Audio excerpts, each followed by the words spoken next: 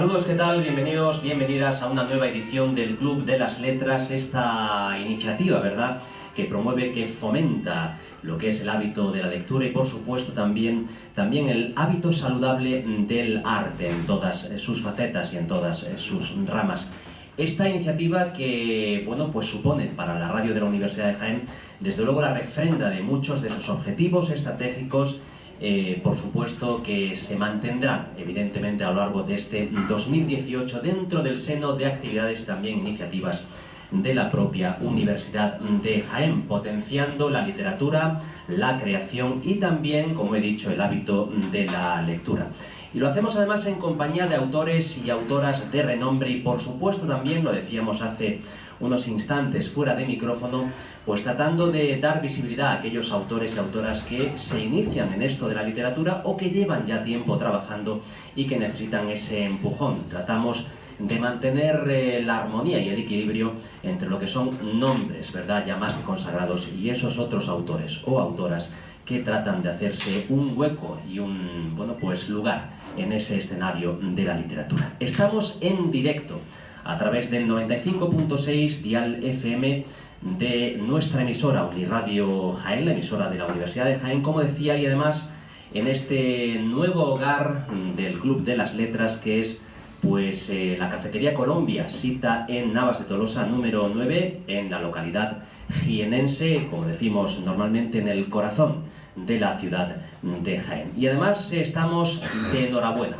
como siempre, pero hoy en especial porque contamos con una autora de renombre también, no solo autora, no solo se dedica a esto de la literatura, sino que también lleva una larga trayectoria, es referente absoluto y además yo creo que brújula de muchos autores y autoras que tratan de, como he dicho antes, de luchar en este mundo de lo literario y también en el mundo de la escena, porque ella pisa fuerte en todos los ámbitos, en el de la literatura, en el del arte, como digo, y también en la propia, bueno, en los medios de comunicación, evidentemente, y también en el teatro y en el cine. Cristina Higueras, ella hoy presenta en el Club de las Letras El extraño del ayer. Nuestra invitada es actriz y productora teatral, licenciada por la Real Escuela Superior de Arte Dramático de Madrid. Debutó en televisión, en concreto en Televisión Española, en la 1, en el programa infantil Barrio Sésamo. Posteriormente, en la misma cadena, ejerció como presentadora en los espacios de 7 en 7 y La Tarde. Su faceta de actriz televisiva se inició interpretando el personaje de Petra Stockman en la obra de Henrik Ibsen, Un enemigo del pueblo, y posteriormente protagonizó numerosas series como Brigada Central, Truanes, Hermanos de Leche, Calle Nueva al salir de clase, El secreto, 10 en Ibiza y Obsesión, además de una colaboración especial en varios capítulos en la serie Hospital Central. En el año 2013 se incorporó al reparto de la serie Amares para siempre de Antena 3 Televisión, con una colaboración especial interpretando a la Marquesa de Campomoro. Un año después, en el 2014, hizo una colaboración especial en la serie de Antena 3 Algo que celebrar. En cine actuó en Muñecas de Ainhoa Rodríguez y también en Malaventura de Manuel Gutiérrez Aragón. Produjo y protagonizó el primer cortometraje realizado en alta definición en España, titulado Te llamaré a las 5, basado en un relato de Dorothy Parker. También ha trabajado en producciones extranjeras como Dark Mission junto a Christopher Lee, Hostage junto a Sam Neill y James Fogg o Story of a Recluse, protagonizada junto a Stewart Granger, y además El próximo enemigo, 1994. La parte más importante de su carrera la ha desarrollado en el teatro, fundando su propia productora teatral, Nueva Comedia, de nombre, y protagonizando numerosas obras. Voy a entresacar algunas de ellas. Natalie 10 en el año 2015-2016, Galdosiana, ¿verdad?, Agnes de Dios, La calumnia, Ellas, La extraña pareja, La trama, El baile, La señorita Julia, Yerma, evidentemente no podía ser de otra forma, Doña Rosita la soltera. Y como escritora, por ello está aquí hoy, además de por sus otras facetas, ¿verdad?, bueno, pues además de El extraño del ayer, escribió dentro del género de humor Consuelito de la Ascensión. Un bagaje más que suficiente, ¿verdad?, para contarnos, para referirnos y para que nosotros disfrutemos de su experiencia, de su sabiduría en todos estos campos, ¿verdad?, Cristina Higueras, ¿qué tal? Buenas tardes, bienvenida a Jaén. Muchas gracias, Julio, muchas gracias por la presentación que me has hecho y es un placer estar aquí. He venido muchas veces a Jaén a Jaén Capital y a poblaciones cercanas a trabajar como actriz, pero es la primera vez que vengo a presentar mi novela El extraño del ayer aquí y para mí es doblemente gratificante estar por eso.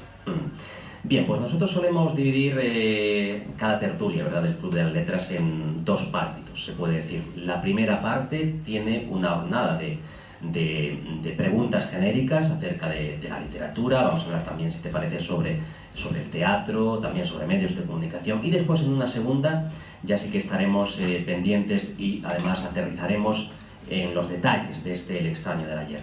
He de pedir disculpas a los y las asistentes, también a ti y a los oyentes, porque hoy, como quiera que estamos en periodo de exámenes, no vamos a contar con el alumnado de Filología Hispánica, que están a pleno rendimiento, ¿verdad?, en sus exámenes, pero te puedo asegurar que, bueno, me han trasladado la enhorabuena, ¿verdad?, y el reconocimiento, porque sí que es verdad que han leído la obra y me consta que han preparado una serie de preguntas que a posteriori ya te mandaré por email para que puedas disfrutar también de lo que ha sido el feedback, ¿verdad?, la retroalimentación de este... Claro, para mí eso es muy interesante, o sea que será un placer contestar.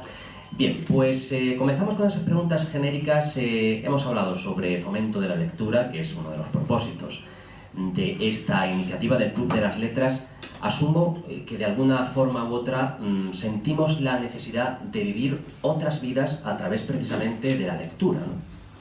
Sí, yo en mi faceta doble de actriz y autora, pues me hago la ilusión y me gusta pensar que personas como yo hacemos una trampa al destino viviendo más vidas que el resto de los humanos, porque creamos personajes. De alguna manera, los personajes, yo cuando me preparo un personaje para interpretarlo en un escenario delante de una cámara, sigo el mismo proceso que cuando elaboro un personaje para escribirlo, ¿no? Y sí, es algo realmente extraordinario sentir que estás creando de la nada personajes distintos a como tú eres, ¿no? Y sí, eso te hace sentir esa impresión, esa ilusión que es eso, que esa necesidad de vivir otras vidas que no son la tuya y que te hacen sentir como que estás exprimiendo más esos pocos años por los que pasamos por este mundo, ¿no? Por lo tanto, de alguna forma, si equiparas, ¿verdad?, lo que es el trabajo como intérprete al trabajo como autora a la hora de crear esos personajes, de alguna forma, a pesar de que sean extraños, ¿verdad?, nunca mejor dicho, de alguna forma, digo, también interiorizas sus características e incluso llegas a vivir sus propias vidas o a sentirte como son, ¿no? Sí, y además lo bonito que tiene, por ejemplo, crear un personaje para interpretarlo, es que si yo lo hago, tendrá unas características totalmente diferentes a cómo lo hace otra actriz, y ese personaje adquirirá unas dimensiones diferentes, porque el proceso de interpretación es algo muy íntimo y lo elaboras a través de tus vivencias y de tu bagaje vital, ¿no? Y eso es lo que condiciona que un mismo personaje sea totalmente diferente, o por lo menos tenga unas características particulares dependiendo de quién lo interprete. Y eso es un proceso realmente muy bonito y muy personal, ¿no? Porque uno está transmitiendo, de otra manera es imposible. Dice, bueno, no, yo me transformo en un personaje totalmente diferente a mí, pero eso es imposible porque los personajes siempre tienen algo que ver contigo. De alguna manera las personas somos mundos enteros y tenemos todo tipo de particularidades en nuestro interior. Tenemos potencialmente un asesino y potencialmente un santo, ¿no? Entonces, cuando elaboras un personaje, lo que tienes que hacer es rascar y sacar a flote esas características que corresponden a ese personaje. Entonces, cuanto más experiencia vital tengas, lógicamente, mejor te va a salir. Recuerdo haber hablado sobre estas cuestiones con Juan Cobos Wilkins, a quien tuvimos, me parece que en el primer año de este Club de las Letras, y aludíamos constantemente, y como no podía ser de otra forma, al viaje que los autores y autoras que venís a Jaén hacéis en tren, que además es una metáfora siempre literaria, aprovecháis normalmente para escribir. Tú me has dicho esta mañana precisamente cuando te recogía en la estación que habías utilizado, ¿verdad? O que habías, bueno, pues te habéis beneficiado de ese trayecto para escribir. Y ya que hablas sobre rascar, y ya que hablamos sobre viajes, sobre trayectos, sobre selección, porque a buen seguro tú habrás estado tecleando, supongo, en el ordenador una serie de palabras, frases que habrás elegido. ¿Existe algún término, alguna expresión que tú tienes claro, vetarías para que jamás apareciese en un libro tuyo? Pues sí, fundamentalmente las expresiones demasiado trilladas, o que se han utilizado mucho. Por ejemplo, érase una vez, jamás lo utilizaré una cuestión así.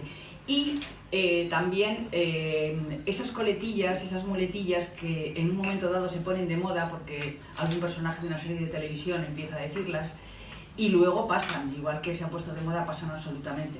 Entonces, yo creo que yo, como cualquier autor que escribe una novela o un relato de ficción, lo que aspira es que adentro de muchos años los lectores lean tu novela y lo perciban con la misma actualidad que el lector contemporáneo, ¿no? El lector al que te estás dirigiendo en el momento en el que estás escribiendo.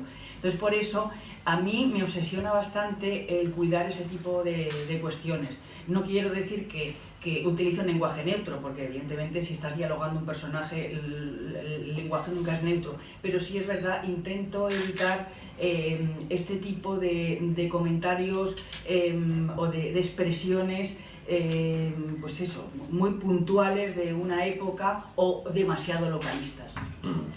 No vamos a hacerte la típica pregunta de qué autores o autoras te han influido, pero como quiera que los escritores y las escritoras suelen ser muy generosos, y yo te voy a pedir, por favor, que nos sugieras un libro que a ti te haya hecho sentir verdaderamente la magia de la literatura.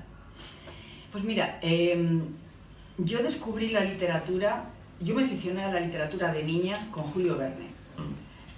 20.000 leguas de viaje submarino o Viaje al centro de la Tierra, a mí me abrieron la perspectiva de un mundo paralelo, la idea de que existía un mundo paralelo que, aunque fuera ficción, no importaba, pero era tan mágico que era tan fascinante, y yo quise seguir metiéndome en esas vidas paralelas que están tan lejos de la tuya. Y sí, a mí Julio Verne me abrió las puertas de la literatura. Y luego, posteriormente, pues muchísimos, ¿no? Yo soy una gran admiradora de los grandes autores del género negro americano de los años 40, 50, y yo creo que esa influencia seguramente se ve en El extraño del ayer. Y me encanta pues Patricia Highsmith, me encanta Raymond Chandler, James M. Cain. Es un placer leerlos, la verdad, es un placer leerlos y en consecuencia ver las adaptaciones que se hicieron en cine de sus obras, que son magníficas casi todas. Has hablado sobre mundos paralelos, lo que planteaba Julio Verne, como tantos otros autores y autoras. Vamos a hablar sobre aquello que parece también veraz, que no deja de ser ficción, la interpretación en el teatro, incluso delante de la cámara, en el cine. ¿Qué es lo que hace que una interpretación sea veraz?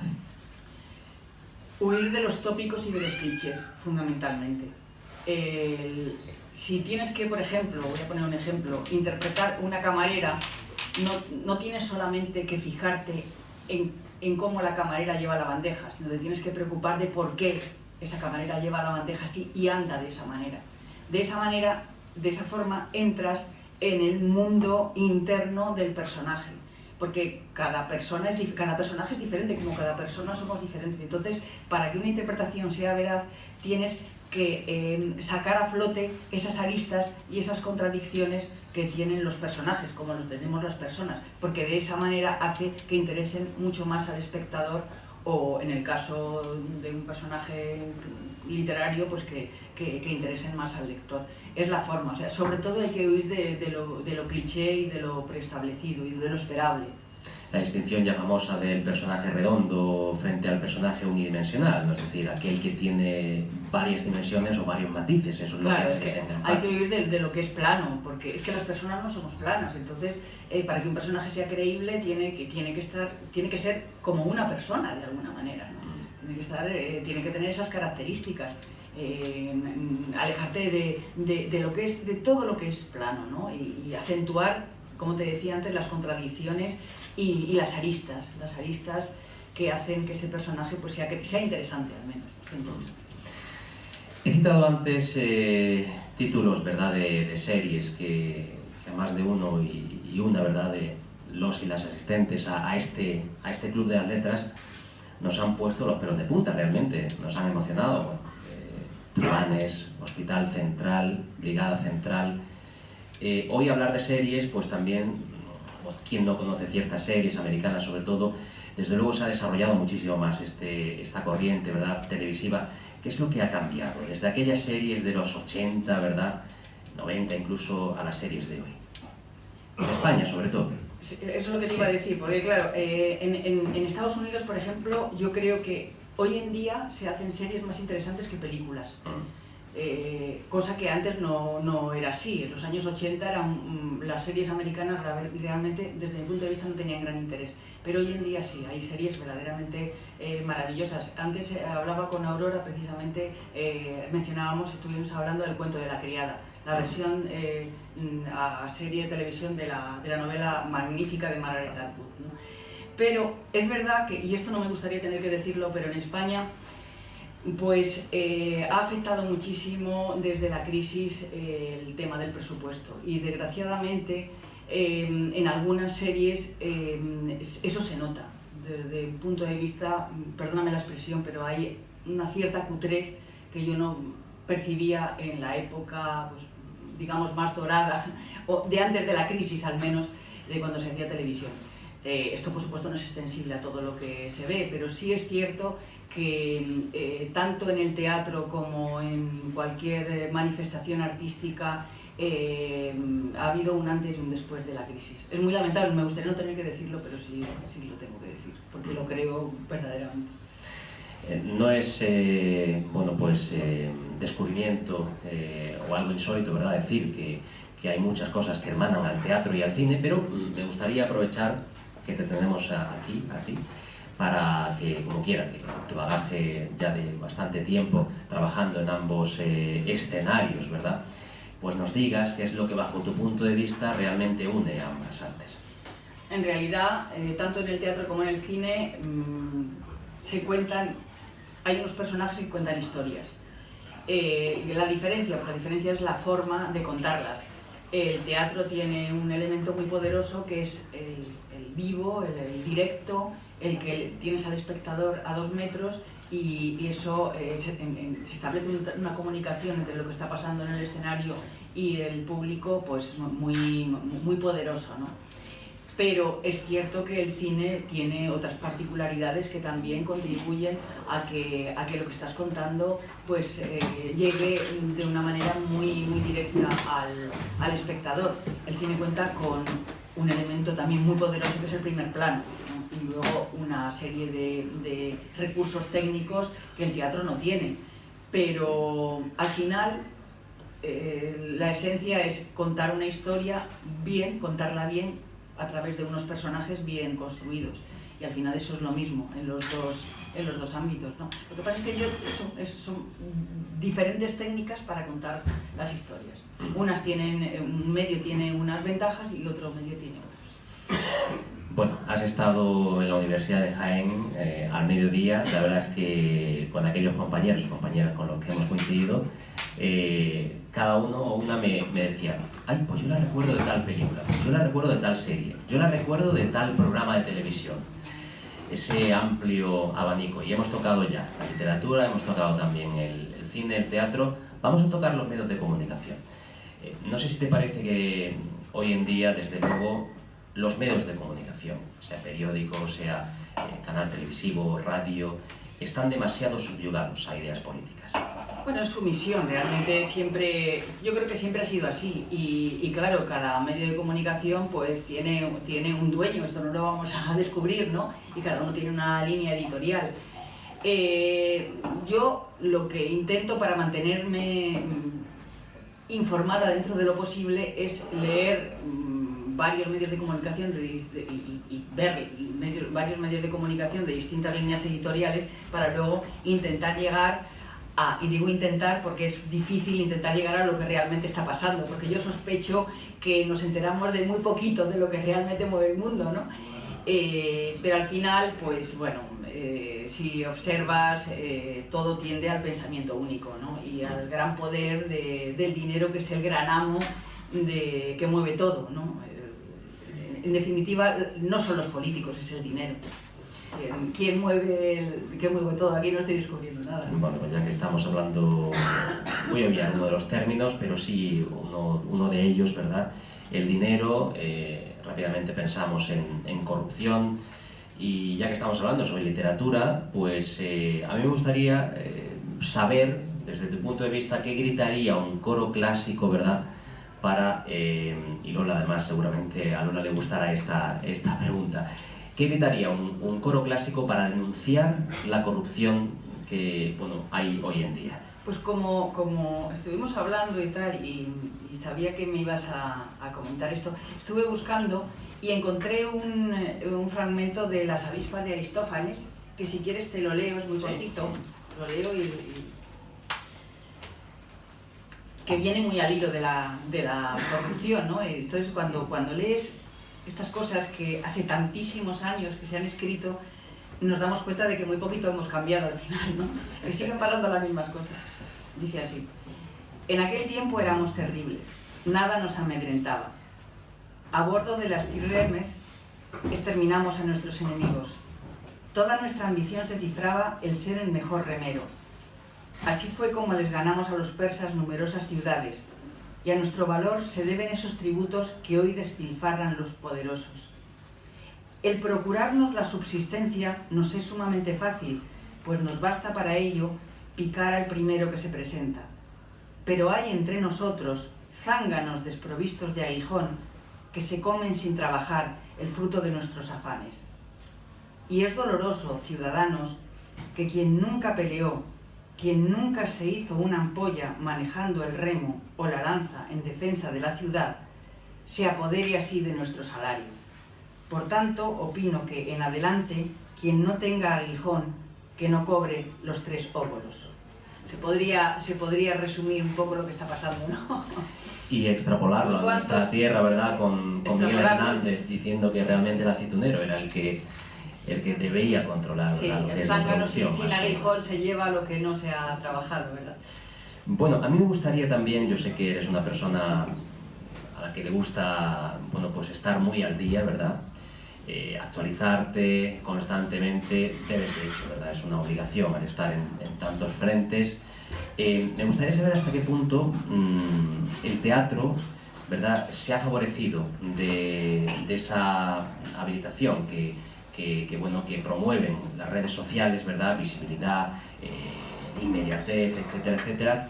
Y de alguna forma si se puede crear una sinergia, o si de hecho ya se ha hecho, asumo que sí, ¿verdad? Todo este progreso científico ha ayudado de alguna forma a, bueno, pues potenciar la expresividad del teatro.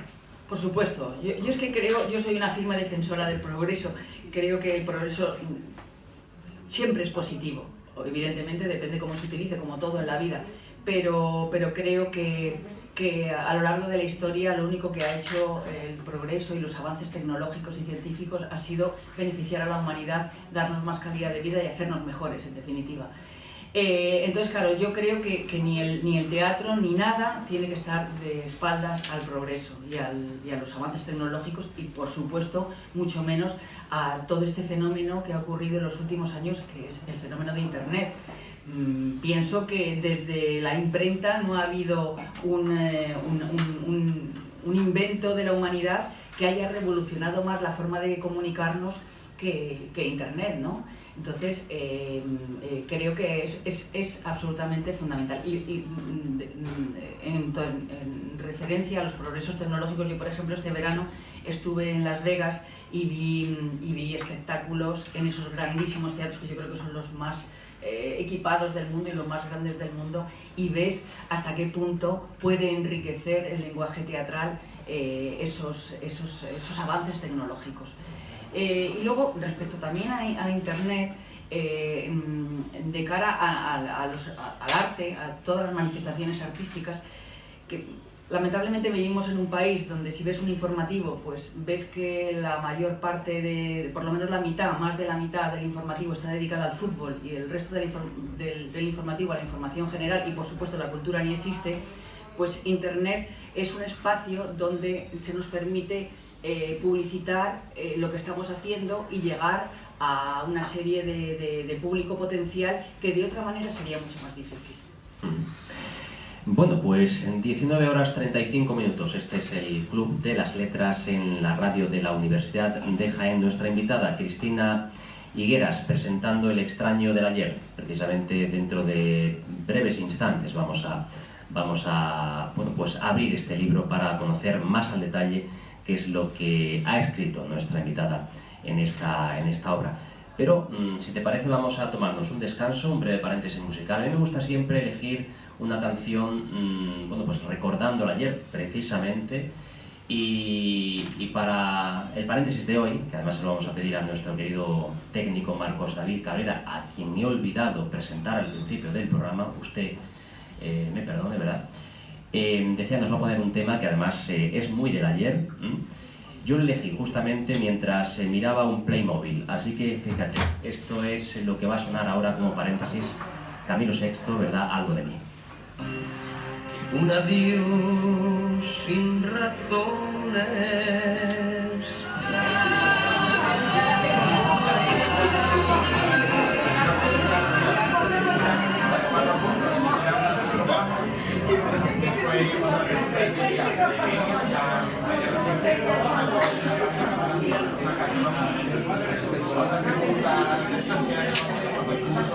Bien, pues seguimos en directo desde la cafetería Colombia 50 en Navas de Tolosa, número 9, aquí en Jaén, en el Club de las Letras, iniciativa del Vicerrectorado de Proyección de la Cultura y Deportes y colaboración de la radio, la emisora de la Universidad de Jaén. Ese sonido que iban escuchando, además que ha ido decreciendo en cuanto a intensidad, es el del público asistente a este acto, ¿verdad? A este Club de las Letras, que hoy pues tiene el honor de contar con la presencia de Cristina Higueras, con quien ya hemos departido pues aproximadamente media hora, 30 minutos, sobre literatura, sobre teatro, sobre nuevas tecnologías y sobre tantas cosas, ¿verdad? En torno a lo que en realidad va a ser el protagonista, el libro, porque además los libros, Cristina, y no creo equivocarme, son los verdaderos protagonistas de la historia de la literatura, porque las personas, los autores, las autoras pasan, lo que permanece es esto, lo negro sobre blanco, ¿no? Efectivamente, y esa es la gran satisfacción que te queda después de ver el libro. Es muy emocionante el primer ejemplar, cuando te entregan el primer ejemplar de tu novela ya publicada y editada. A mí me causó muchísima emoción tenerlo en las manos. Pues mira, si te parece, y si le parece a todos y todas los asistentes y también a los oyentes de la radio de la Universidad de Jaén, voy a comenzar leyendo desde el inicio de El extraño del ayer. La primera parte se titula Llegó el momento, nunca mejor dicho, ¿verdad? Y en el capítulo 1, Cristina Higueras escribe así: Noche del 29 al 30 de abril. Me acariciaba el rostro, pero no podía reconocer mis facciones. La piel era suave, imberbe, la nariz chata, con esa forma absurdamente pequeña, resultante de una rinoplastia mal operada. Sin embargo, aún con la seguridad de que mi identidad no cuadraba con todo aquello, sentía el roce de las yemas de mis dedos palpando la epidermis de mi propia cara. Una piel fría, lisa, sin poros. Tomé conciencia de que estaba desnudo, acostado en una cama que no era la mía. La luz de la habitación era blanca, helada. Deduje que estaba en un hospital. Quise levantar la cabeza para contemplar el resto de mi cuerpo, pero las vértebras cervicales me lo impedían. Carecían de elasticidad. Todas ellas se habían fusionado, convirtiéndose en una barra de acero sin ninguna posibilidad de ser doblada. Bajé los ojos, pero mi campo de visión era limitado. La rigidez de la columna vertebral ni siquiera me permitía ver la parte inferior del rostro. Únicamente podía girar la cabeza hacia derecha e izquierda del mismo modo que una veleta. Miré a un lado y a otro. Estaba rodeado de maniquíes. Bueno, un inicio de alguna forma perturbador, ¿no? Porque tenemos a un personaje que no logra situarse, casi un comienzo in media sin res, un espacio además frío, la luz pues con esa misma sensación, falta de identidad, falta de comodidad, de alguna forma, ya digo, un incipit que nos lleva a estremecernos ya del principio, ¿no? Sí, es un poco para... El principio, el espectador, perdón, el lector entra y un poco en el ambiente, ¿no? Esto está contado, este primer capítulo, la historia está contada desde la primera persona, más exactamente desde 3 primeras personas. En este caso, el que habla es Gonzalo Feo Morel, médico forense. Los otros 2 protagonistas, mediante los cuales la historia se cuenta desde sus puntos de vista también, son Loren Barceló, inspectora de homicidios, y la pareja de Loren Barceló. A partir de ahí se van entremezclando esos puntos de vista de la misma historia para que el espectador, el lector, es que me mezclo mis 2 vertientes, para que el lector vaya entrando en la historia. Y yo lo que me he permitido es ir sembrando toda la novela de pistas para establecer un juego con el lector de tal manera que, si es lo suficientemente avezado, descubra qué es lo que en realidad está pasando, porque no es evidente lo que está pasando, parece una cosa pero no es exactamente eso.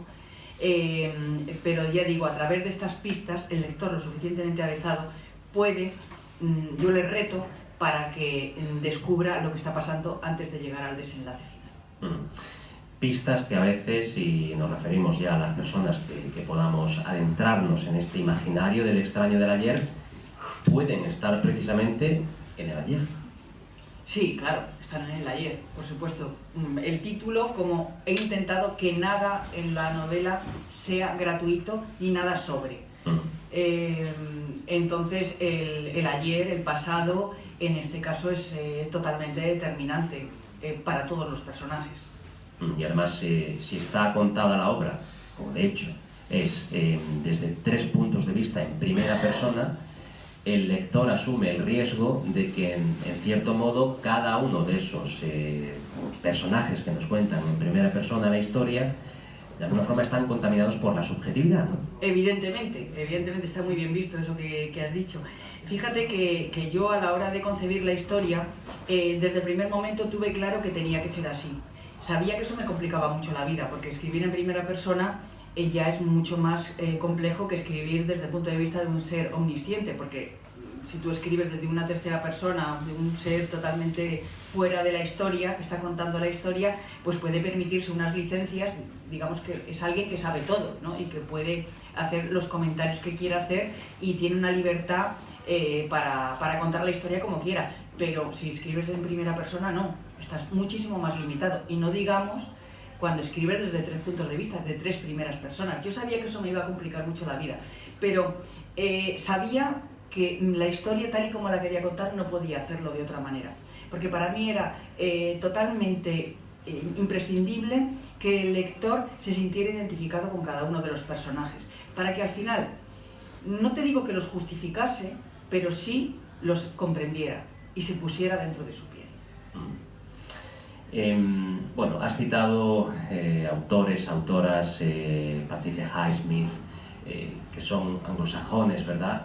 No sé hasta qué punto, o tengo cierta idea, pero ¿a ti te parece que el género de novela negra no está totalmente desarrollado en absoluto en nuestro país? Bueno, la verdad es que hay autores ahora mismo y autoras que son bastante potentes, ¿no? Por ejemplo, Dolores Redondo, que además hace un tipo de literatura bastante original, ¿no? Que creo que su gran éxito es la originalidad que tiene de combinar la novela negra con un mundo mágico, ¿no? De alguna forma, ¿no? Entonces, no, yo creo que se hacen cosas interesantes también aquí, ¿no? Es verdad que bueno, pues no sé, yo leo más literatura extranjera, ¿no? Y sobre todo los clásicos, como te he dicho antes. También me interesa mucho, por ejemplo, la trilogía de Stieg Larsson. De hecho, yo empiezo la novela con una cita de Stieg Larsson, de Millennium: no hay inocentes, solo distintos grados de responsabilidad, que también, bueno, hace alusión a lo que pasa en mi novela. Pero no, yo creo que no, yo creo que en definitiva hay que diferenciar la buena literatura de la mala, y eso independientemente de dónde se escriba. Y lo que sí es claro, yo por lo menos lo tengo claro, que la literatura tiene que ser lo más universal posible, que independientemente de que lo escribas aquí o lo escribas en Estocolmo o en Nueva York, tiene que tocar de la misma manera y tiene que emocionar de la misma manera al lector de la otra parte del mundo. Eso creo que es fundamental para que un libro tenga calidad, ¿no? No puedes limitarte al pequeño terruño donde escribes. Otra cuestión es que, por ejemplo, El Estaño del Ayer tiene un estilo, yo lo diría que costumbrista, porque está todo desarrollado en Madrid, en lugares muy reconocibles de Madrid y de alguna manera en un ambiente muy cotidiano, muy luminoso, muy alegre, ¿por qué no decirlo, ¿no? Precisamente para contrastarlo con ese submundo oscuro, siniestro, donde se están realizando esos crímenes tan espeluznantes.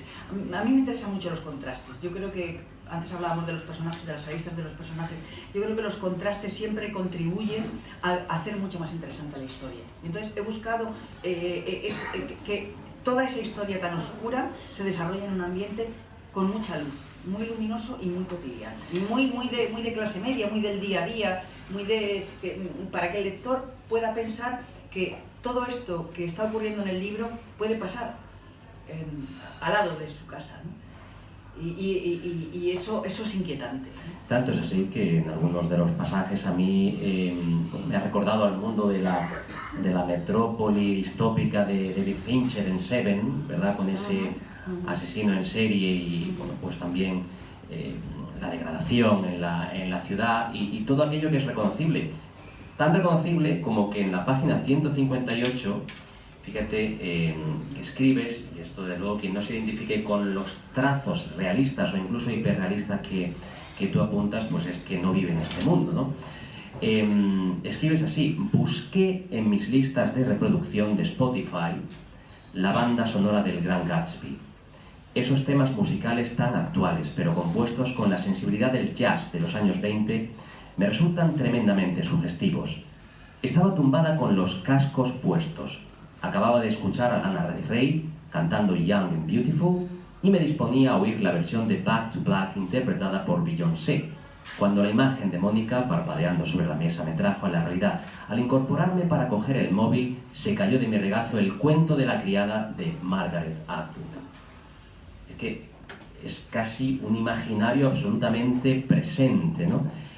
El móvil, esos artistas, la actitud de estar retrepada, ¿verdad?, escuchando música, de alguna forma es eso, acercar, ¿verdad?, todo este mundo y sumergir al lector en él. Eso es. Entonces, lo que te quería decir es que, al hilo de tu pregunta anterior, el género negro tiene unos elementos muy característicos, ¿no?, y que hay que respetar, efectivamente. Pero bueno, independientemente luego del estilo que le des, que en el caso del Estaño del Ayer yo he escogido ese estilo para que el lector se sienta identificado y se aproxime mucho a los personajes, pero al final lo que importa es que la historia sea lo más universal posible y que interese ahora y que pueda interesar dentro de 20 años lo que estás contando, porque al final lo importante, una buena historia lo que está contando son emociones. Están tocando las emociones y contando, pues, problemas y particularidades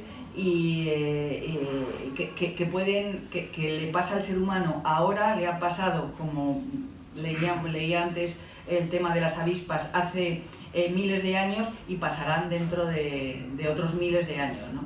Entonces creo que la literatura que trasciende es la literatura que cuenta eso, el fondo de lo que realmente inquieta, preocupa y afecta al ser humano, a la esencia del ser humano. Pilares, efectivamente, que buscan la identificación del lector, y además en la lectura de este fragmento breve, que es un punto de distensión dentro de la obra, pues también se percibe muy claramente que eres sagaz e inteligente a la hora de utilizar los momentos fuertes, ¿verdad? El momento de tensión, el momento de distensión, porque hay un mecanismo que se refrenda muy claramente y que además está muy bien trabado, de lo que es la sucesión, la secuencia, la consecuencia. ¿Cómo trabajas el suspense? ¿Cuáles son las características o la estructura que debe tener una novela de este tipo para llegar al lector y para realmente, como tú has dicho, interesarnos y preocuparnos? Que no sea previsible, sorprender al lector, jugar con él, como te he dicho antes, yo doy pistas para que entre en la historia y se sienta de alguna manera protagonista de la historia, y jugar con los puntos de giro también, de tal manera que cuando el lector piensa que ya está en la línea que tiene que estar y que va descubriendo una serie de cuestiones, le das un pequeño hachazo para sorprenderle y despertarle otra vez, ¿no? Y que se empiece a plantear la historia de nuevo. Entonces eso creo que es fundamental, pero eso es un arma de doble filo y hay que ser muy minucioso con eso y muy sutil sobre todo, porque no puedes anticipar, pero tampoco puedes desconcertar al lector. Entonces tienes que siempre ir en esa cuerda floja para mantenerlo, fundamentalmente para mantenerlo interesado desde la primera página hasta el final. A mí eso es algo que me preocupaba mucho. Por ejemplo, yo he escrito El estaño de la Llave y escribo para que al terminar la novela a mí me apetezca leerla. Es decir, escribo como a mí... A ti como autora, que puedas ser lectora nuevamente de lo que es. Eso es. Entonces, hay algo que yo rechazo muchísimo cuando leo, y es esas páginas que sobran. Las páginas que sobran, las páginas que son paja y que no aportan nada a la historia. Esto no quiere decir que la novela no tenga que estar llena de detalles, porque los detalles son los que hacen que el lector se meta en la historia. Y cuanto más detalles y más adornes un personaje, mejor. Pero nunca olvidar que siempre no puedes escribir páginas que sobren, que no tengan realmente relación con lo que estás contando. Y a mí eso siempre me preocupa mucho. Yo escribí desde el principio El estaño del ayer con el objetivo de que no sobrase ni una sola página. Que todo lo que se cuenta, que nadie me pueda decir esto sobra y no tiene nada que ver con la historia. Todo, absolutamente todo lo que ocurra en El estaño del ayer, cada diálogo, cada situación, incluso esta cotidiana que has leído, tiene su porqué y su fundamento en la estructura de la novela. Por lo tanto, se busca lo imprevisible, pero dentro de la coherencia, evidentemente, Eso dentro es. de esa secuencia. No sé si coincides conmigo, pero yo he encontrado ciertos referentes, ¿verdad? Elementos, supongo que símbolos también, que tienen un carácter como fetichista en la obra. He señalado, por ejemplo, el pendiente, la flecha roja, hay determinados, ¿verdad?, objetos que... Fundamentalmente son las claves de la historia, las claves que ofrezco al lector desde el primer momento, para que con esos elementos intente empezar a jugar, porque para mí el estaño del ayer es un juego que ofrezco al lector, para que juegue conmigo. Y son las claves de la historia, que son elementos absolutamente condicionantes y fundamentales, y que tienen su significado. Eso no se sabe hasta el final, pero tiene su significado en la historia, y que los ofrezco desde el principio, efectivamente, pero son las claves de la historia. La flecha roja señalando los órganos genitales, el pendiente, los trozos de tela que Gonzalo Feo Morel se encuentra en su cuarto de baño y no saben de dónde han venido. Son elementos fundamentales dentro de la historia, que además hacen mantener el suspense, claro. Por lo menos es lo que yo pretendo, claro, no sé si lo conseguiré, pero creo que es lo que sí. Corregías en dos ocasiones el término espectadores por lectores, pero vamos a darle validez al de espectadores. Imagínate que en un momento dado esta obra, El extraño del ayer, se lleva al cine. hombre, no sé si es ponerte en un compromiso, pero ¿tienes claro, o al menos tienes idea de quién te gustaría que dirigiese esa película y quién te gustaría que protagonizase, actores, actrices? Pues mira, de hecho, ya que me haces esa pregunta, te diré que yo tengo la adaptación cinematográfica, yo misma he hecho la adaptación cinematográfica de mi novela y me encantaría que se llevase al cine. Yo he escrito además El estaño del ayer con imágenes. Es una novela visual porque yo escribo a través de imágenes que luego los traduzco a conceptos y a palabras. No al contrario, hay autores que escriben con conceptos y con palabras, yo no. Yo primero veo las imágenes y luego las traduzco, con lo cual eso hace que la novela sea muy visual. Y por eso consideré que podía ser interesante que yo misma hiciera el guión cinematográfico e intentara que se hiciera. Todavía no he tirado la toalla, porque espero que en algún día se pueda llevar al cine. La verdad es que me encantaría. Sí, a modo de anécdota, sí te puedo decir quién me gustaría a mí que fueran los protagonistas de mi novela. Pues mira, Loren Barceló lo haría muy bien Bárbara Leni, que es una actriz que me encanta y además creo que le eleva el personaje muy bien. Digamos, la compañera,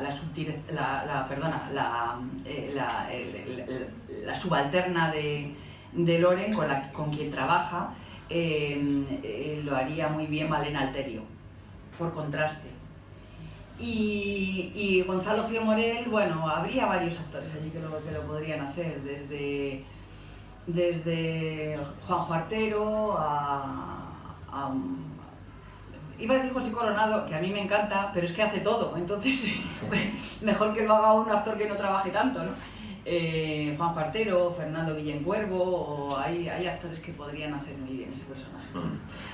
Hablabas antes de ese juego, ¿verdad? Porque te gusta establecer. Yo siempre que escucho a un autor o autora trasladar precisamente, metafóricamente, todo lo que es el engranaje narrativo de una obra, a lo que es ese juego con el lector, me acuerdo de Hitchcock, ¿no? A que le gustaba siempre, perversamente incluso, pues provocar a sus espectadores. Voy a leer, si te parece, ¿verdad?, del capítulo 14, porque creo que es un inicio realmente destacable por algunas cuestiones que voy a subrayar y sobre todo porque termina este extracto que voy a leer con una interrogación retórica que tú además sueles usar en el libro, precisamente invitando, ¿verdad?, al lector a que medite acerca de lo que se cuenta. Allí seguían, en mi cuarto de baño, como las piezas perdidas de un rompecabezas. Deseé que se hubieran esfumado y que todo hubiera sido parte de una fantasía, pero no. Continuaban allí, en el mismo lugar donde por arte de magia habían aparecido. La impresión que supuso comprobar que la textura de la tela y la forma de los cortes en el vestido coincidían exacta e inexplicablemente con los 3 pedazos encontrados en mi camisa me provocó una angustia que hacía tambalearme. A esas alturas me había logrado convencer de que la irrupción en la mesilla de noche de un elemento de bisutería igual que el que llevaba la primera víctima se debía simplemente a una casualidad. Tal vez un complemento de una de mis antiguas amantes que se instaló en algún rincón de mi dormitorio y que, como a veces sucede con algo que se ha perdido de vista de repente, reaparece en el momento más insospechado. Sin embargo, volverme a persuadir de que el azar depositó de nuevo en mi vivienda estos elementos coincidentes se me hacía casi imposible. Al mismo tiempo, una parte de mí se tranquilizaba proporcionándome la certeza de que yo no tenía nada que ver con todo aquello. Pero entonces, ¿qué demonios podría estar sucediendo? Fe de ratas, no era camisa sino casa. Bueno, ese juego, ¿verdad?, que en definitiva también es el hecho de sumergirnos, digamos, un punto de vista interior del personaje que se va planteando dudas porque también son personajes con cierto toque existencialista y con dudas. Bueno, sí y no, porque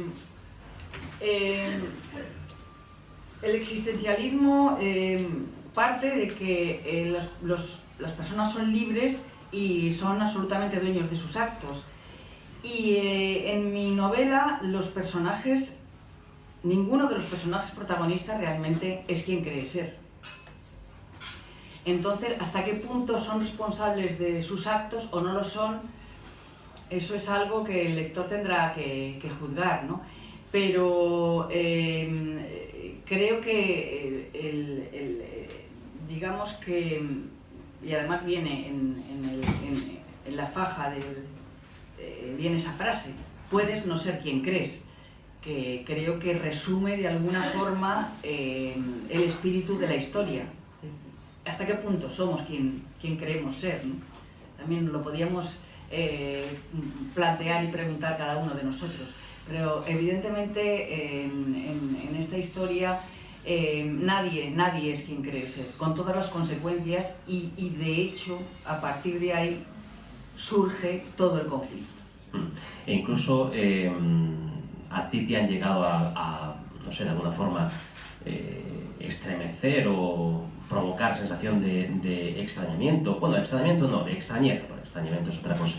De extrañeza el desarrollo de los personajes, es decir, al tú escribir, de repente ellos mismos te han sorprendido, has dicho, este matiz yo no me lo imaginaba, claro. Tampoco son quienes yo pensaba que eran. Eso es fascinante, cómo crecen los personajes según los vas desarrollando. Y eso que yo soy una persona que a veces me preguntan, ¿y tú sabes cómo iba a terminar la novela? Digo, hombre, claro, es que yo no sé escribir de otra manera. Yo primero hago una estructura muy cerrada, con un planteamiento, un nudo y un desenlace, y con los personajes bastante dibujados, pero sí es cierto que a lo largo de la escritura los personajes, como van adquiriendo una dimensión mayor y se van completando ellos solos, y de alguna forma ya llega un momento que tú ni siquiera los diriges, ¿no? Que ellos van por libre, que por supuesto tú tienes las riendas, pero sí es cierto que de repente te sorprenden, como tú decías, con un matiz, o que te llevan a que tengan que hacer algo que tú en principio no habías previsto. Y dices, ¿y por qué no? Sí, este personaje ahora mismo tendría que hacer esto, porque además me va a beneficiar a la historia. Y es algo que tú no habías intuido hasta ese momento, que parece como que el personaje al oído te está diciendo que lo quiere hacer. Esos momentos son los más fascinantes de cuando te pones a escribir y cuando te pones a crear una obra literaria. Sin duda, esos elementos imprevistos que te surgen. Tú como actriz, a buen seguro habrás utilizado alguna vez ese conmutador cuando pasas de la escena a la vida real, cuando pasas de la vida real a la escena, y en algunos momentos, y esto sucede en varias de las profesiones, ¿verdad? El psicólogo, cuando tiene que desconectar para volver a su vida, o cuando tiene que de su vida desconectar para meterse de lleno en lo que es el tratamiento con las personas que visitan la consulta. Decía, también en una obra, cuando tú estás inmersa, sumergida en la creación, en la composición, en la escritura de una obra, de repente te encuentras en la vida real y en algún momento dado, pues te vas al mundo imaginario que has creado, dejas de ver a las personas. Hombre, no te estoy hablando de cuestión de bipolaridad, pero sí de empezar a pensar en esos personajes que de repente invaden tu vida real, o crees que ese matiz de la persona con la que estás tomando un café puede aportar algo más de, no sé, de enriquecer al personaje sobre el que estás escribiendo. ¿Hay simbiosis? Siempre. En el proceso de escritura, yo ahora estoy inmersa en la siguiente novela, es que vives con la novela en la cabeza. Entonces, todo lo que te va pasando, pues de alguna forma, como tienes esas antenas, si recibes cuestiones que luego las puedes trasladar, y yo muchas veces lo hago a lo largo del día, que trasladas a la literatura, a lo que estás escribiendo, al libro, a la novela en cuestión. Nombres, por ejemplo, estás buscando un nombre concreto y de repente dices, no, pues mira, conoces, te presentan a alguien y dices, este es el nombre de este personaje, ¿no? Porque a veces empiezas a llamarlos de una manera, eso sí me ha pasado, ¿no? Por ejemplo, en esta novela que estoy escribiendo, pero luego decides que no, que se tiene que llamar de otra forma, sus comportamientos, efectivamente. Cuando estás escribiendo un libro siempre tienes la novela en la cabeza, siempre, como cuando estás creando un personaje, siempre lo tienes en la cabeza. cuando está el proceso de creación, ¿verdad? Porque un personaje, cuando estás en los ensayos, en el proceso de ensayos, es una etapa muy distinta a cuando ya lo estás representando, que ya entonces es el público que te está dando de las pautas, que eso es un proceso también apasionante, porque un personaje no se termina de crear en teatro hasta que lo contrastas con el público, y el público es el que realmente te hace matizar el personaje.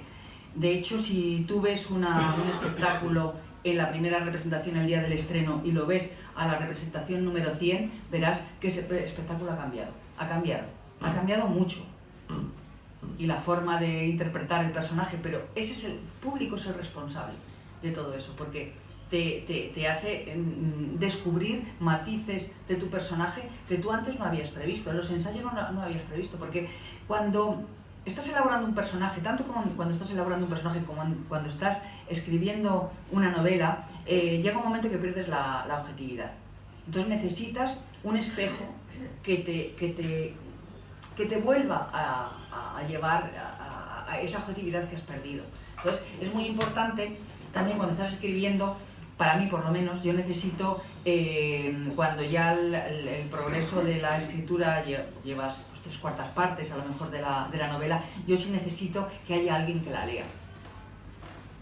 Alguien virgen que no, preferiblemente que no sepa demasiado de la historia, porque seguramente te va a hacer comentarios que te van a enriquecer y te van a dar pistas y claves para reformar algunas cosas y desarrollar otras. Pues a pie juntillas vamos a seguir ese guión y esa idea que tú acabas de darnos, de moldear, porque aquí tenemos muchos espejos, ¿verdad?, del público asistente para dar esos últimos matices a nuestra tertulia literaria en compañía de Cristina Higueras, presentando este libro, esta obra, El extraño del ayer. No sin antes de democratizar, como nos gusta a nosotros decir, el micrófono de esta radio universitaria, pues no sin antes, como decía, plantearte la pregunta, volviendo al origen. A mí me gusta muchísimo desgranar y desglosar cada detalle de los títulos de las obras. A mí me parecen obras aparte, dentro de la propia obra en sí. El extraño del ayer. ¿Cómo sería, Cristina, el extraño del hoy y el extraño del mañana?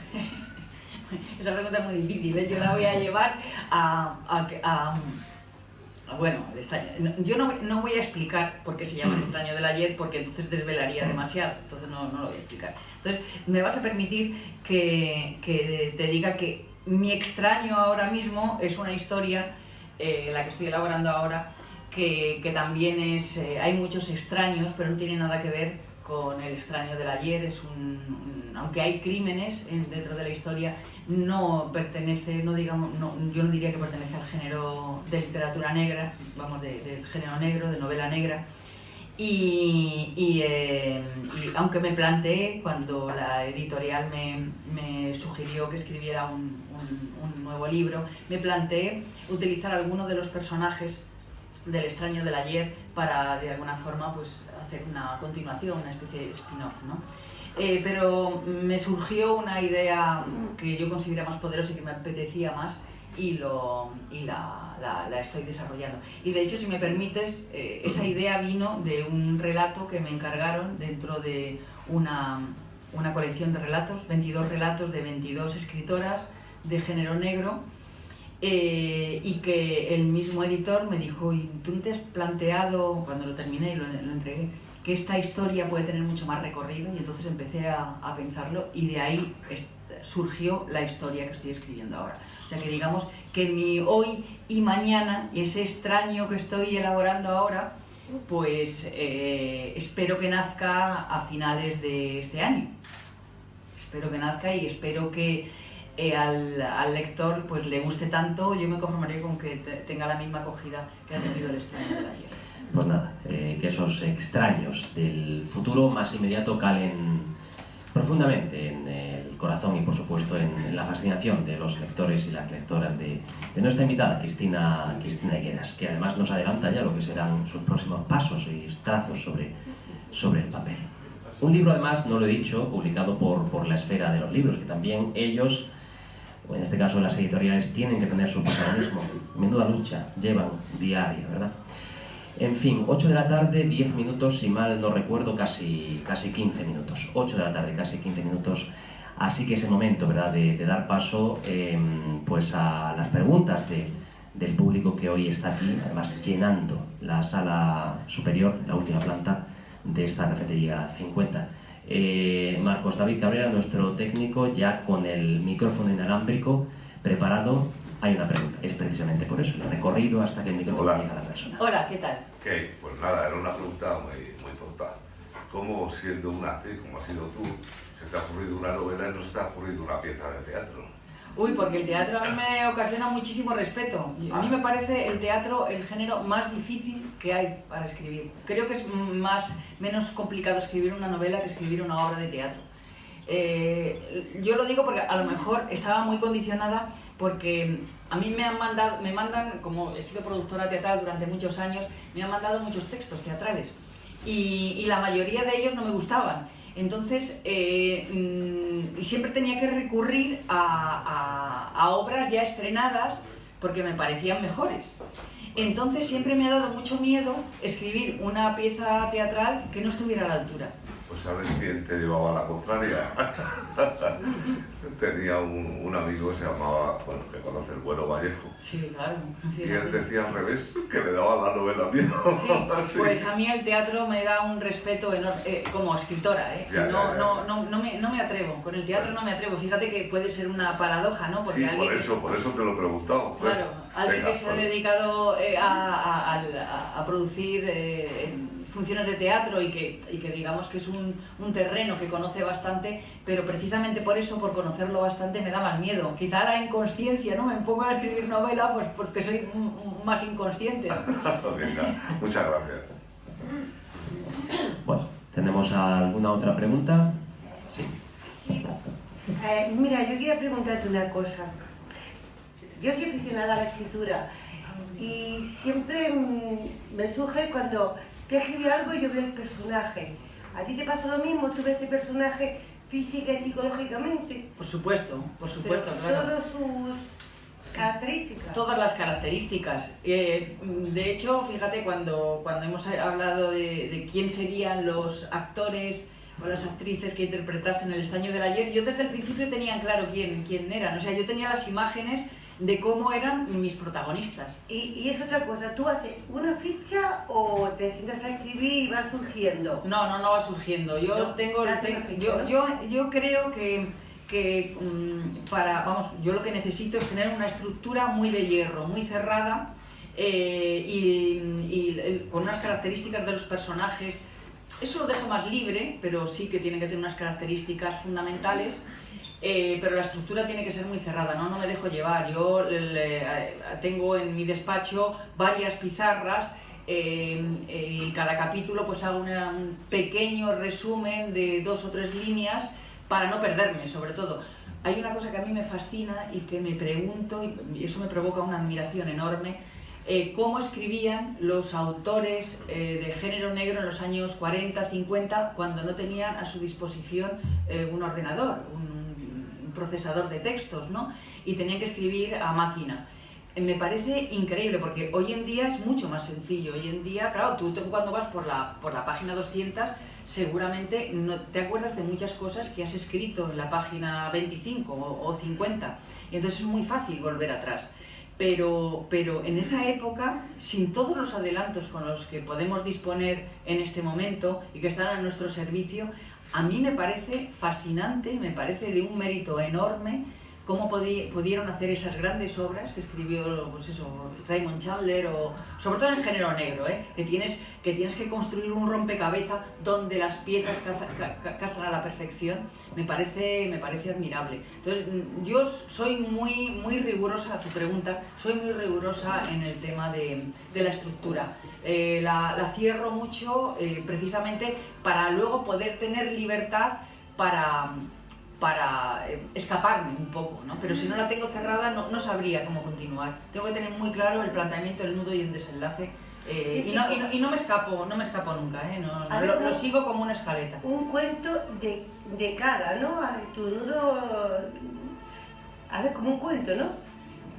Bueno, cerrado es y ahí desarrollar va desarrollando. desarrollar la estructura de cómo empieza, de cómo se va desarrollando y de cómo acaba. Eso hay que tenerlo muy claro. ¿Y más o menos cuánto tardaste en escribirla? Un año. ¿Un año? Un año. Un año, el extraño del ayer, en el extraño del ayer utilicé 3 meses de investigación, solamente dedicada a la investigación, a meterme a conocer pues eso, los inspectores de homicidio forenses, meterme dentro de los 3 pilares realmente que forman parte de la historia del extraño del ayer, los trastornos de sueño, los trastornos de personalidad y el tema de la intersexualidad, conocerlo a fondo. Y a partir del 3er mes ya fue cuando me puse a escribir y tardé 9 meses en escribirlo, pero además no un ratito cada día, o sea, yo dedico 4 o 5 horas por lo menos diarias a escribir, o sea, un año. Cuando la editorial me preguntó cuándo tardaría en escribir el nuevo libro que estoy ocupada en ello, le dije un año. Yo al menos de un año me veo incapacitada para desarrollar la historia. Vale, muchas gracias. Bien, ¿alguna otra pregunta entre el público asistente? Cristina está desvelándonos claramente cuál es su proceder, ¿verdad? Su quehacer literario. Sí que tenemos una. Buenas tardes, Buenas tardes. Cristina. Mi nombre es Gabriel Herrera y soy estudiante de Magisterio. Y quisiera primeramente darle la enhorabuena por su publicación del libro. Y mientras usted hablaba, pues se me ha ocurrido la pregunta de qué contenido hay en la novela, qué contenido autobiográfico hay en la novela del extraño del ser. En todo lo que escribes y todo lo que haces hay un contenido biográfico al final, porque partes de tu bagaje interno, de tus vivencias, de todo lo que te ha pasado, porque si no serías incapaz de crear. Yo creo que un artista, independientemente de que se dedique a la literatura, que sea actor o que se ponga a pintar, va a ser mejor cuanto más bagaje interno y más haya vivido, y más haya viajado, y más haya amado, y más haya sufrido, y más haya disfrutado. Al final, todo eso tú lo transmites a los personajes. Claro, no te voy a decir exactamente qué es lo que es, pero sí te puedo decir que todos los personajes de esta novela tienen algo mío, y tienen mucho mío seguramente, cada uno de ellos. Muchas gracias. Bueno, pues el micrófono ha ido hasta el final de esta sala, ¿verdad? Y ha regresado como si lo hubiera traído el oleaje del mar justamente aquí a la orilla. Ha vuelto a ser familiar, por aquel entonces o allí parecía extraño, pero ha vuelto a ser familiar y a las manos de nuestro técnico Marcos David Cabrera. Supongo y asumo que no hay más preguntas entre el público, con lo cual, Cristina, solamente nos queda cerrar este capítulo que, bueno, para nosotros, para la Universidad de Jaén, para la radio de la Universidad de Jaén, para toda la ciudad de Jaén, ha sido, bueno, muy destacable, muy subrayable, porque tenerte aquí, pues de verdad es un placer y, por supuesto, como le he dicho antes, un auténtico privilegio. Me gustaría que cerrásemos este espacio. Yo además sé que tú eres una persona referente en estos ámbitos, como hemos dicho, pero además que tienes siempre el anhelo de trasladar un mensaje de esperanza a los actores, a las actrices, a los autores y autoras que luchan cada día por hacerse un hueco, y en especial por aquellos que perdieron su espacio, perdieron su hueco por lo que has dicho, la crisis económica, y que intentan recuperarse o volver. Pues que siempre hay que mantener la ilusión, porque sin ilusión es muy difícil sobrevivir, pero ya no solamente en mi profesión, sino en cualquiera, ¿no? Conservar esa pequeña dosis de niño, esa capacidad de sorpresa que todos tenemos, que nunca hay que perder, porque si no pues pierdes el interés por vivir, ¿no? Y la vida tiene muchísimas cosas, por mucho que tú creas que has vivido y por mucho muchas cosas que te hayan pasado, siempre la vida te puede sorprender. Y creo que siempre hay que estar abierto y nunca perder la ilusión. Esa es la clave. Pues nada, clave para seguir, para continuar y para perseguir las metas y los sueños. El extraño del ayer, nuestra invitada hoy, Cristina Higueras, ambos, libro y autora y libro, protagonistas de este Club de las Letras del mes de enero. El inicio, el próximo, será justamente el Día de los Enamorados, el 14 de febrero. Hemos de cerrar agenda porque el autor que teníamos se nos ha caído y finalmente, bueno, se nos ha caído del cartel, quería decir, y finalmente no podremos tenerlo aquí, así que estamos haciendo gestiones. Pero bueno, estamos cerrando nombres realmente Seguro que tendréis a afamados. alguien Segurísimo. muy interesante. Muchísimas gracias, Cristina. Ha sido un Gracias a verdadero ti, Julio, y para mí también es un placer estar aquí en Jaén y muchísimas gracias por vuestra iniciativa, por invitarme y por pasar este momento tan agradable y tan interesante con vosotros. Pues gracias a los y las asistentes a este acto y por supuesto también a los y las oyentes de la radio de la Universidad de Jaén. Seguimos en onda, en 95.6 Dial FM. Gracias, Marcos David Cabrera.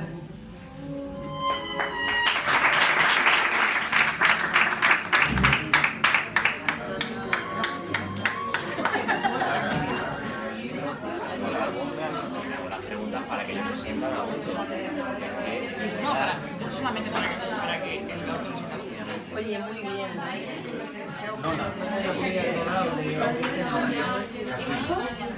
¿Te conozco? Sí.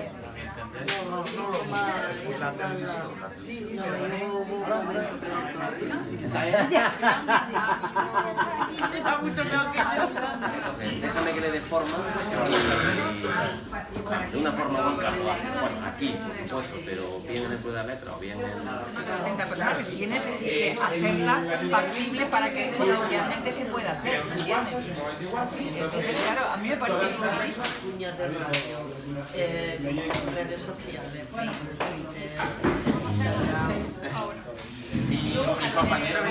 mi compañera ve así entre bromas y dice a veces, parece la radio de la universidad, en plan en el sentido de los cursos.